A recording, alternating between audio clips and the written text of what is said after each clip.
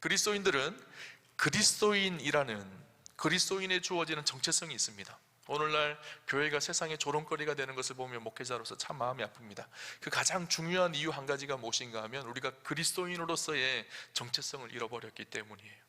그리스도인이 어떤 사람인지를 잘 분별하지 않습니다. 오늘 성경은, 우리가 읽은 성경 속에는 그리스도인이 어떤 사람인지를 이야기해주는 분명한 정체성 하나를 이야기해 줍니다. 오늘 본문 8절을 보면 이렇게 얘기합니다. 너희가 전에는 어둠이더니 이제는 주 안에서 빛이라. 빛의 자녀들처럼 행하라. 우리의 정체성을 이야기하고 있죠. 우리는 무엇이라고요? 빛이라. 이 말씀은 사실 예수님의 산상수훈의 말씀을 바울이 인용해서 말씀하고 있는 것이죠. 마태복음 5장 14절을 보면 너희는 세상의 빛이라. 산 위에 있는 동네가 숨기지 못할 것이요. 16절에 이같이 너희 빛이 사람 앞에 비치게 하여 그들로 너희 착한 행실을 보고 하늘에 계신 너희 아버지께 영광을 돌리게 하라. 우리는요, 빛입니다. 여러분 믿으시나요? 옆 사람이 빛이시라는 사실을 믿으시나요? 아직 빛이 좀 덜 된 것 같은데 이렇게 생각이 되지 않나요? 우리의 어떠함 때문에가 아니라 예수 그리스도 안에서 새로운 생명을 얻은 우리를 하나님은 빛이라고 그렇게 불러주신 거예요. 그것이 우리의 정체성입니다.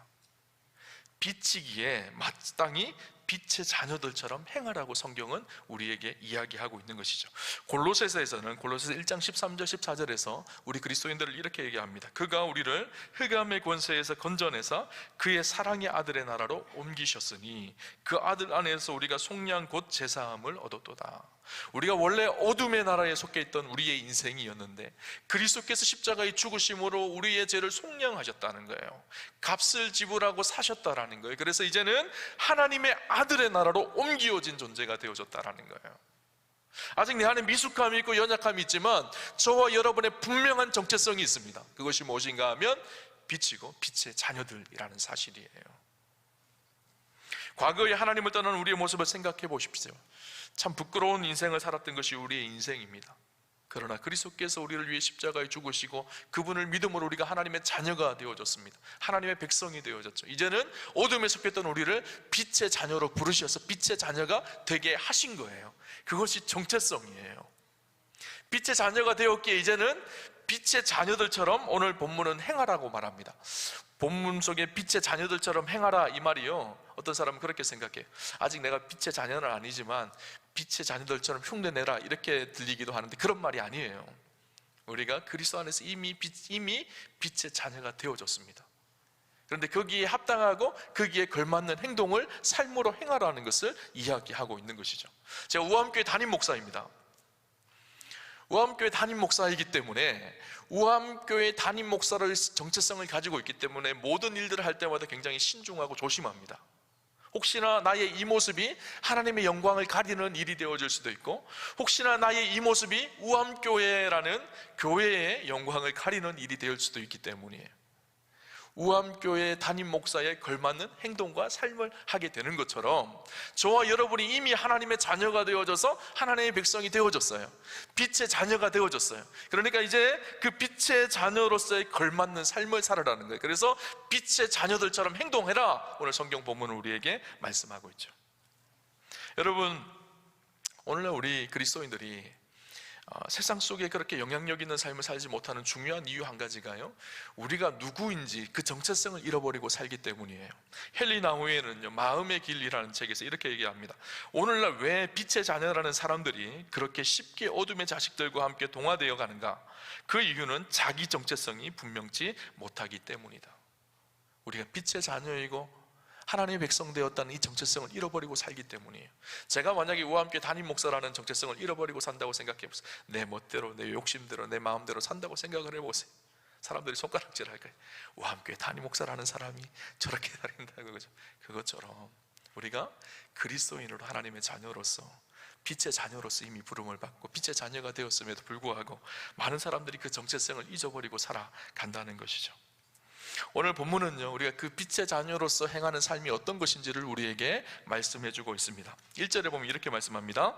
그러므로 사랑을 받는 자녀같이 너희는 하나님을 본받는 자가 되라, 그렇게 말씀합니다. 하나님을 본받는 자가 되라, 그렇게 말씀하고 있죠. 사도 바울이요, 비슷한 말씀을 하는데 대부분 다 바울의 고백 속에는 예수를 닮은 자, 예수를 본받는 자, 예수를 닮기 원한다, 이렇게 표현하고 있거든요.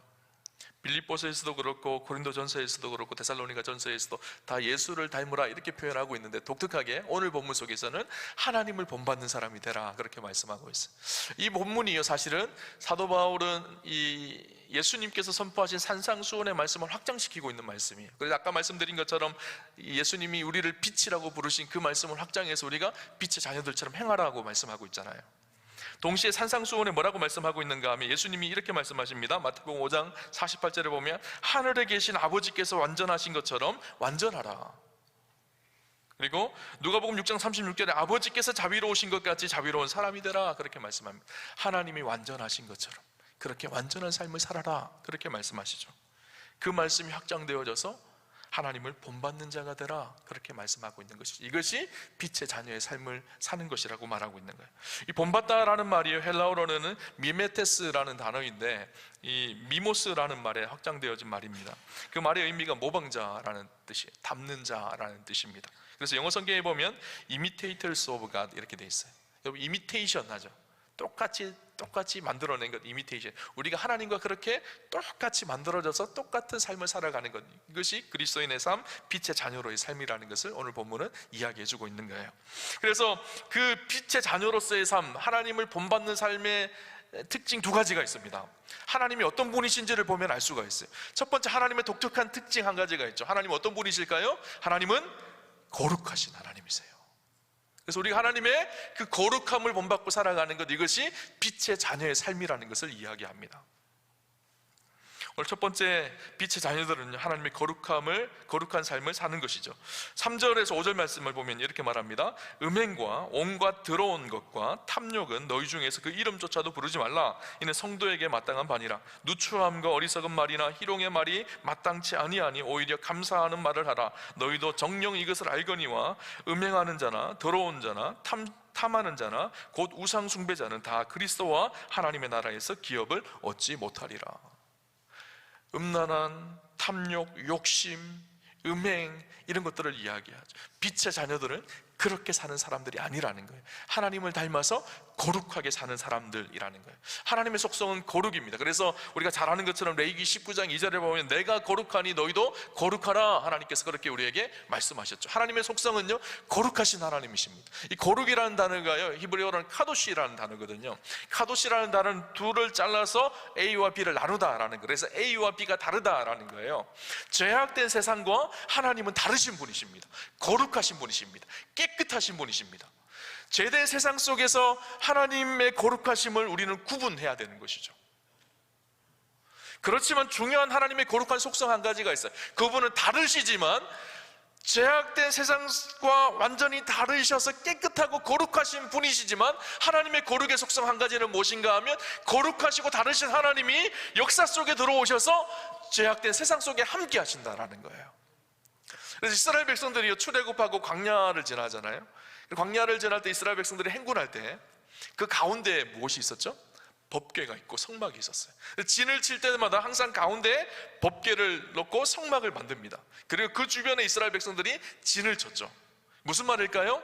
이스라엘 백성들 가운데 하나님께서 함께 하고 계신다라는 거예요. 근데 그 성막은 거룩한 장소였었어요. 구분되어지는 곳이었었어요.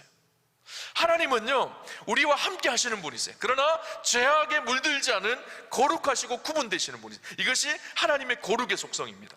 그렇게 하나님께서 거룩하신 것처럼 성경은 뭐라고요? 우리도 거룩하라는 거예요. 그 말의 의미가 무슨 말일까요? 우리가 죄악된 세상 속에 살아가지만 죄에 오염되거나 죄에 물들지 않고 하나님처럼 구분되어서 깨끗하고 거룩한 삶을 살아라는 거예요. 이것이 하나님의 거룩한 속성이에요. 마치 배는 어디에 있어야 될까요? 배가 산 위에 있으면 될까요? 안 될까요?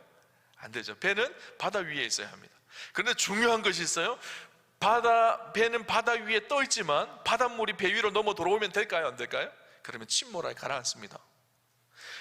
바다 위에 떠 있지만 바다 위에서 구분되어져서 달라야 되는 거예요. 그것처럼 우리 그리스도인들은 세상 속에 살지만 세상의 죄악에 오염되지 않고 세상과 다른 거룩한 삶을 사는 것, 이것이 하나님이 거룩하니 너희도 거룩하라 라는 말의 의미이죠. 여러분, 우리가 빛의 자녀들처럼 행하는 삶은요, 바로 이 거룩함을 이 세상 속에 살아내는 삶을 말합니다. 그런데 많은 사람들이요, 이 거룩해야 된다라고 말은 하지만, 거룩한 척은 하지만 진실로 거룩하기는 잘 쉽지가 않습니다. 이 자리에서 우리 보면요, 다 거룩하신 분들 같아요. 그러나 세상 속으로 나아가면요, 세상 속에 뒤엉켜서 세상의 욕심과 탐욕과 음란함에 물들어서 거룩함을 잃어버리고 살아갈 때가 많습니다. 하나님께서 가장 싫어하는 것 한 가지가 무엇인지 아세요? 위선입니다. 거룩한 척하는 것, 그죠? 그래서 하나님께서 아주 무섭게 이 바리새인들과 서기관들, 유대인들을 징계하시고 아주 무섭게 대하셨어요. 왜냐하면 그들 안에 위선이 있었거든요. 거룩한 척한 거예요. 여러분, 빛의 자녀들로 행하십시오. 그 삶은요, 거룩함으로 살아가는 것입니다. 세상과 구분되어서 하나님의 백성으로 살아가는 것이죠. 또 한 가지 빛의 자녀로 살아간다라는 것은 또 한 가지 하나님의 중요한 속성이 있습니다. 거룩하신 하나님이시고 동시에 하나님은 어떤 하나님이실까요? 사랑의 하나님이세요. 그래서 오늘 본문 2절은 이렇게 얘기합니다. 그리스도께서 너희를 사랑하신 것 같이 너희도 사랑 가운데서 행하라. 그는 우리를 위하여 자신을 버리사 향기로운 제물과 희생제물로 하나님께 드리셨느니. 그리스도께서 우리를 사랑하신 것처럼, 하나님의 중요한 속성이 사랑인 것처럼, 그 하나님 안에 있는 하나님의 자녀된 우리, 하나님을 본받는 우리의 삶 속에 나타나야 될 빛의 자녀로서의 행함의 삶은 바로 사랑의 삶이라는 것을 이야기하고 있는 것이죠. 여러분, 그리스도인 하면 첫 번째 떠올라야 되는 것이요, 그리스도인들은 사랑하는 사람들이라고 떠올라야 합니다. 오늘 우리가 살아가는 세상이요, 사랑을 잃어버린 세상입니다. 적극적이고 우리 육체의 쾌락과 정욕을 쫓는 사랑의 모습은 가득합니다. 그러나 성경에서 말하는 진짜 사랑의 모습은 찾을 수 없는 곳이 이 세상이죠. 사도 바울이 로마서 1장에 하나님 없는 세상의 특징들을 쭉 이야기하거든요. 거기 보면 재미있는 단어가, 의미 있는 단어가 하나 나옵니다. 로마서 1장 28절부터 보면요, 또한 그들이 마음에 하나님 두기를 싫어하며 하나님께서 그들을 그 상실한 마음대로 내버려 두사 합당하지 못한 일을 하게 하셨으니 곧 모든 불의, 추악, 탐욕, 악의가 가득한 자요, 시기, 살인, 분쟁, 사기, 악독이 가득한 자요, 수군수군하는 자요, 31절에 보면 우매한 자요, 배약하는 자요. 그 다음에 나오는 단어가 뭔가 하면요, 무정한 자요. 좀 무정한 자요, 이 단어의 마음을 두고 한번 생각을 해봤어요. 무정하다는 것이 무엇일까요? 하나님 없는 세상이 무정하다는 거예요? 정이 없다는 것이죠. 사랑이 없다는 거예요. 이 무정이라는 단어가요, 헬라어로는 아스트로고스라는 단어인데, 이 부정불변사 아와 사랑하는 마음을 갖고 소중히 여긴다라는 스트로고스라는 단어의 합성어입니다. 그러니까 사랑하게 여기고 소중히 여기는 마음이 없는 시대라는 거예요.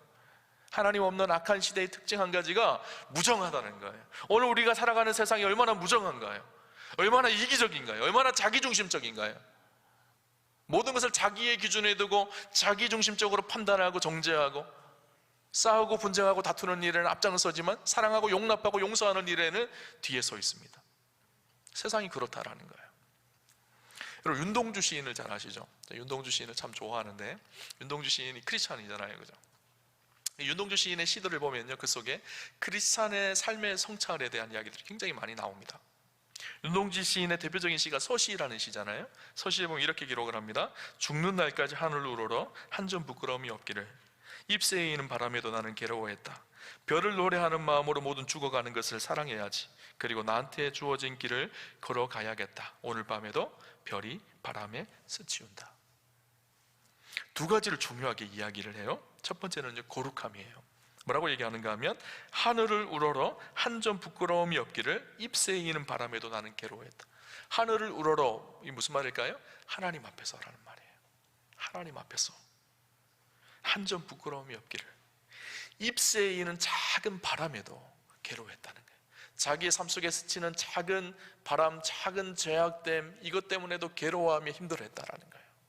거룩하기를 원하는 마음이죠. 또 한 가지 무엇일까요? 사랑입니다. 별을 노래하는 마음으로 모든 죽어가는 것을 사랑해야지. 별을 노래하는 마음이 무엇일까요? 하나님을 노래하고 하나님을 찬양하는, 하나님을 사랑하는 그 마음으로 모든 죽어가는 것들을 사랑해야지, 그렇게 고백을 하고 있어요. 그리스도인의 두 가지 중요한 속성을 이야기, 거룩함과 사랑이죠. 모든 죽어가는 것들을 사랑해야지. 무정한 세상 속의 그리스도인의 삶은요, 죽어가는 것들을 사랑하는 삶입니다. 그 사랑의 시작은요, 교회 공동체 안에서 시작되집니다. 그래서 교회는요, 하나님의 사랑을 받은 하나님의 사람들이 사는 곳이기에, 모여 있는 곳이기에 사랑의 전문가들이 모여 있어야 합니다. 교회는요, 사랑을 훈련하는 곳이에요. 세상의 어느 곳에서 여러분 사랑을 훈련하는 곳이 있나요? 딱 두 곳이 있어요. 하나는 가정이고 하나는 교회입니다. 교회는요, 진실한 사랑이 무엇인지를 알고 배우고 훈련하는 곳이에요. 교회에서요, 그리스도 안에서 한 형제자매 된 우리 형제자매들을 사랑하셔야 합니다. 그리고 사랑을 훈련하셔야 합니다. 사랑을 배우셔야 돼요. 근데 이 사랑은요, 단순히 사람과 사람 사이에서만 사랑을 의미하는 것이 아니에요. 에베소서의 하나님의 통치와 다스리심과 하나님의 사랑의 개념은요, 우주적이라는 것을 이야기합니다. 그래서 에베소 4장 6절에 보면요, 이런 고백을 합니다. 표준 세번역으로 이렇게 기록을 하거든요. 하나님도 한 분이십니다. 하나님은 모든 것의 아버지시요, 모든 것 위에 계시고 모든 것을 통하여 계시고 모든 것 안에 계시는 분이십니다. 하나님은 한 분이십니다. 하나님은 모든 것의 아버지시고 모든 것 위에 계시고 모든 것을 통하여 계시고 만유 위에 계시고 만유를 통치하시고 만유 안에 계시고 만유 안에 거하시는 분이 하나님이시라는 거예요. 모든 것의 아버지시라는 거예요. 하나님은 나의 아버지이시기도 하지만 우리 형제 자매들의 아버지이시기도 하고, 죄로 인해 망가지고 깨어진 모든 온 세상 피조세계의 아버지 하나님이시기도 합니다 라고 고백하고 있는 거예요. 그리고 나서 교회에 대한 사명을 이야기할 때 사도 바울은 이렇게 이야기합니다. 에베소서 1장 23절에 교회는 그의 몸이니 만물 안에서 만물을 충만하게 하시는 이의 충만함이니라. 교회는 그리스도의 몸입니다. 그리스도는 만물 안에서 만물을 충만하게 하시는 분이십니다. 무슨 말일까요? 죄로 인해 깨어져서 망가져서 절망 속에 살아가고 있는 우리의 인생 가운데 그리스도께서 오셔서 우리를 충만하게 하시죠. 새 생명을 얻게 하시죠. 풍성한 삶을 살게 하십니다. 그런데 그 일은 나 혼자에게만 국한된 것이 아니라 잃어버린 영혼들에게 찾아가서 우리가 그 생명의 복음을 전하, 그들도 살아나기를 원하고, 세상 속에서 고통받고 소외받고 아파하고 있는 그들에게도 하나님의 사랑이 증거되어져서 그들이 다시 충만함으로 회복되기를 하나님은 원하시고, 더 나아가서 인간의 탐욕과 욕심으로 깨어진 만유, 온 세상 피조세계 전부가 하나님의 그 영광의 생명력을 다시 회복하여서 하나님 보시기에 좋았더라고 하셨던 그 토부에 하나님의 그 기쁨을 하나님은 회복하기를 원하시는, 그 일들을 하는 곳이 교회라는 거예요. 교회는요, 복음을 전하 생명을 살리고 영혼을 살리는 사명을 감당하는 것이죠. 그것뿐만 아니라 깨어지고 망가진 죄로 인해서 무너뜨려진 온 세상을 하나님이 원래 창조하셨을 때 보시기에 좋아하셨던 그 모습으로 회복하는 사명이 있는 곳이 교회인 거예요. 교회에서는 그래서 우리가 해야 될 사명이 있죠. 열심히 복음을 전하고 생명을 살리는 일. 그것뿐만 아니라 죄로 인해 무너지고 망가진 피조세계를 돌아보고, 하나님께서 땅을 정복하고 다스리라 그렇게 말씀하셨잖아요. 우리 정복하고 다스리라 그래서 막 깨뜨리고 막 내 마음대로 해야 된다라고 생각하는 그것이 아니라, 이 정복하고 다스리라 라는 말은요, 하나님이 원하시는 그 창조의 모습으로 원래의 아름다움으로 잘 경영해 가라는 거예요. 그렇게 회복해야 될 사명이 있다라는 거예요. 감수성이라는 말 들어보셨죠? 그리스도인들은요, 저는 감수성이 있어야 합니다. 다른 사람의 아픔을 보면 함께 울고 함께 웃는 사람이어야 합니다. 예수님도 그러셨거든요. 그런데 또 다른 감수성, 요즘에 많이 유행하는 말이 있어요. 생태적 감수성이라는 말을 들어보셨나요? 온 세상이 신음하며 아파하고 있습니다. 로마서 8장의 말씀처럼 피조세계가 고통 앞에서 신음하고 있죠. 하나님이 창조하신 세상이 우리 겉으로 보기에는 너무너무 좋아 보입니다. 그러나 그 이면 속에는요, 인간의 탐욕과 욕심으로 다 깨어지고 망가져서 하나님이 창조하신 아름다운 세상이요, 깨어지고 망가져가고 있어요. 우리가 잘 아는 것처럼 지구의 온도가 계속 상승하고 있죠. 남극과 북극의 얼음이 다 녹아져 내려서 해수면이 올라가고 있고 섬들이 사라지고 있습니다. 지구의 바다들이 오염되어서요, 온통 쓰레기들로 가득합니다. 제가 얼마 전에 다큐멘터리를 하나 봤는데요, 바다 거북이 이야기를 봤어요. 근데 많은 바다 거북들이요, 폐사를 해요. 갑자기 막 무리를 지어서 죽어 있어요. 그 이유를 보니까 사람들이 버린 플라스틱을 이 바다 거북이 먹고 죽은 거예요. 플라스틱 비닐종이 아시죠? 그 비닐종이가 물 위에 떠 있으면 뭐처럼 보이죠? 해파리처럼 보이는 거예요.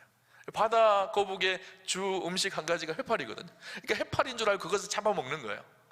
먹었다가 많은 거북이 들죠. 뿐만 아니라 버려진 쓰레기 오물들 때문에 몸이 기형적으로 다 변하고 이런 일들이 비일비재하게 너무너무 일어납니다. 여러분, 그런 것을 보면 어떤 생각이 드나요? 뭐 그런가 보다 이렇게 생각이 드시나요? 아니에요. 우리 그리스도인들은요, 무정하시면 안 돼요. 하나님 없는 사람들의 특징이 뭐라 그랬죠? 아까 무정이라 그랬죠. 그들의 아픔에 함께 공감하고 하나님께서 원래 창조하신 그 모습이 이런 모습이 아니라는 것을 알아야 합니다. 그럼 지구의 온도가 계속 올라가고 있죠. 봄이 사라지고 있습니다. 여름이 길어지고 있죠. 우리나라에 독특한 일들이 최근에 많이 일어나고 있죠. 산불이 일어나면 꺼지지가 않습니다. 과거에 우리가 그렇게 생각했어요. 미국이나 호주 이런 데 큰 산불이 일어나면 끌 수가 없다라고 이야기했죠. 우리나라 이야기는 생각을 안 했어요. 그런데 이것이 우리나라의 이제 일들이 되어졌어요. 한번 산불이 일어나면요, 꺼지지가 않습니다. 왜 그럴까요? 무더워지고 건조해지기 때문이에요. 그리고 바람은 세게 불기 때문이에요. 지금까지 우리가 경험했던 우리의 기후가 아닌 기후들이 나타나고 있는 것이죠. 우리가 겉으로 보기에는 아름답다 좋다고 하지만 지금 지구는요, 신음하고 있어요. 고통하고 있어요. 이 균형을 지켜가기 위해서 나름대로 고군분투하고 있습니다. 근데 어느 순간 이 균형이 무너지면 어떻게 될까요? 어떤 일이 어떻게 일어날지 우리는 아무도 알 수 없습니다. 많은 생태학자들이 한계점에 도달했다고 합니다. 이제 더 이상 이 단계를 넘어가 버리면 우리 다음 세대, 우리의 미래 세대는 어떤 일이 이 지구에서 일어날지 우리는 아무도 알 수 없다라고 이야기합니다. 우리 그리스도인들은요, 그런 것에 무정하면 안 돼요. 로마서 8장에 보면요, 로마서 8장 22절에 피조물이 다 이제까지 함께 탄식하며 함께 고통을 겪고 있는 것을 우리가 아느니라, 바울이 이런 고백을 하거든요. 그리고 나서 보면 19절에 이렇게 얘기합니다. 피조물이 고대하는 바는 하나님의 아들들이 나타나는 것이라, 이렇게 이야기합니다. 죄로 인해 깨어지고 망가진 이 피조세계가 간절히 기대하는 것이 있는데, 그것이 무엇인가 하면 하나님의 아들들이 나타나는 것이라는 거예요. 하나님의 아들들이 누굴까요? 중생한 그리스도인들을 말합니다. 예수 그리스도를 고백하고 주로 고백하고 하나님의 자녀되고 하나님의 아들된 우리를 말해요. 근데 왜 하나님의 아들들이라는 표현을 썼을까요? 하나님을 닮은 그리스도인, 단순히 교회만 왔다 갔다 하는 그리스도인이 아니라 진실로 하나님의 마음을 알고 하나님을 닮은 그리스도인들을 온 세상도 다 기다리고 있다는 거예요. 왜냐하면 그들을 통해서 하나님 원래 창조하신 이 창조세계의 그 토부의 아름다움을 하나님은 회복하기를 원하시고 그 일들을 이루어갈 사람들이 우리 그리스도인들이기 때문인 것이죠. 그 하나님의 아들, 로마서 8장에 나오는 하나님의 아들들은 오늘 우리가 읽은 본문의 빛의 자녀들과 같은 말입니다. 빛의 자녀들은 그런 사람들이에요. 거룩함을 행하고 사랑하는 사람, 형제자매를 사랑하고 잃어버린 영혼들을 사랑하고 그들에게 복음을 전하고 피조세계를 사랑하고 하나님 원래 창조하신 그 모습을 회복하며 하나님의 뜻을 이루어가는 하나님의 아들들, 빛의 자녀들, 하나님의 사람들이에요. 여러분, 우리가 빛의 자녀답게 세상 속에 빛의 자녀들, 빛의 아들들로 그렇게 이 세상을 살아내야 합니다. 그런데 참 중요한 것이 있어요. 우리 안에는 그렇게 살아낼 수 있는 능력이 그렇게 별로 없다는 사실이에요. 사랑의 능력도 별로 없는 것 같고 거룩의 능력도 별로 없는 것 같습니다. 그런데 한 가지 방법이 있습니다. 여러분, 빛을 내는 방법에는 두 가지가 있다고 하죠. 빛을 발산하는 방법이 있고 빛을 만들어서 또 한 가지는 빛을 반사하는 방법이 있죠. 우리는 빛을 발산할 수 있는 능력은 없습니다. 그러나 우리가 빛을 반사할 수 있는 능력이 있습니다. 빛이신 주님이 우리 삶 가운데 빛을 비추시면, 우리가 주님 안에 거하면 그 빛이 우리의 삶을 통해서 세상 속에 드러나게 되어지죠. 세상 사람들은 그 빛을 보고 하나님이 살아계시는구나 라고, 빛이신 하나님이 계시는구나 라는 것을 우리의 삶의 행동을 통해서 알게 되어집니다. 저 여러분이요, 날마다 빛 안에 살아가시기를 바랍니다. 그리스도 안에 살아가시기를 바랍니다. 하나님 안에 머무시기를 바랍니다. 그때 우리의 삶 속에 자연스럽게 그 빛이 묻어나서 세상 속에 비치게 되어질 것입니다. 말씀을 정리하려고 합니다. 우리의 정체성이 분명합니다. 저와 여러분은 빛입니다. 빛의 자녀로 우리를 부르셨죠. 빛의 자녀답게 세상 속에 살아가야 합니다. 첫 번째가 거룩함이죠. 진실하게 거룩해야 됩니다. 또 한 가지는 사랑함입니다. 무정한 세상 속에 살지만 무정하지 않고 사랑의 능력으로 살아가는 사람이죠. 그 사랑의 영역은 형제 자매, 또 믿지 않는 영혼들, 또 세상 속에 확장되어지고 더 나아가서는 하나님이 창조하신 이 피조 세계의 모든 것을 다 말하는 것이죠. 그 원래의 모습으로 회복해가는 그 사명이 우리 그리스도인들 안에, 교회 안에 있다는 사실을 여러분 기억하시고, 날마다 빛 안에 머물면서 빛을 비추어서 세상 속에 하나님의 영광을 드러내는 우리 사랑하는 우암교회 성도님들 다 되시기를 주님 이름으로 축원합니다.